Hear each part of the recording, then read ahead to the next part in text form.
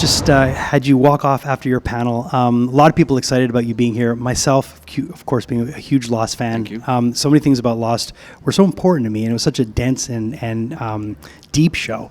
What do you feel like when you have somebody come up to you and that kind of gushes like I am about Lost, even though it's been so many years? You realize the impact that it's had on people, right? I do now. Yeah. At the time, I didn't. So it's funny because I've just come off stage, so these were really loud. And Yeah, these like, yeah, these it's really, really pretend quiet. microphones. They're not even plugged in. It's okay. It's all good. Just pretend.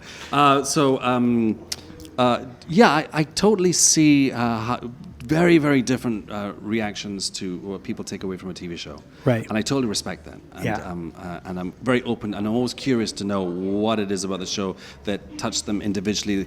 You got them through college, you got them through some personal stuff or whatever. So, and I can see that people always have their different stories about what part of the show affected them. And so I'm always, always open, and I love hearing it. So. And because it was a cultural event almost, Yeah. and because it had so many levels to it, people really, really, really relate to it, and they kind of, in French we say il accroche là-dessus. For you, what was a show that you grew up on that meant something to you at that deep level, or was there anything, or maybe a movie? Gosh,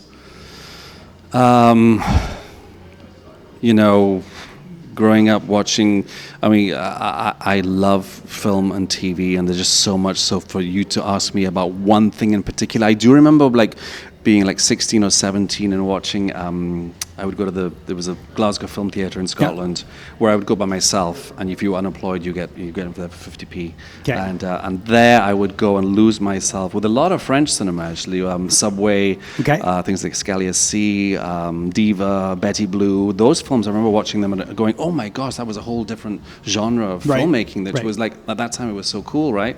And I was just like, in some French. Yeah. And it was just very different. I remember being that, I wanted to be, what's his name with the spiky hair? Subway. Christophe Lambert. Right, Christopher Lambert. Yeah, the Highlander. Yeah, of course.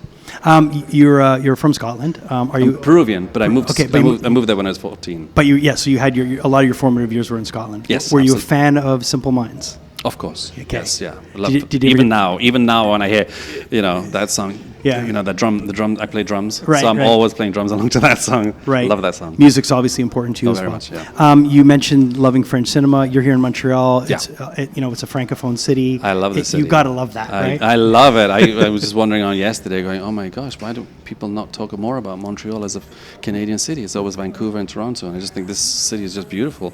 I just love it. And you're going to be with us all weekend? Yes, I am. Awesome. Come check them out at Montreal Comiccon this weekend. All right.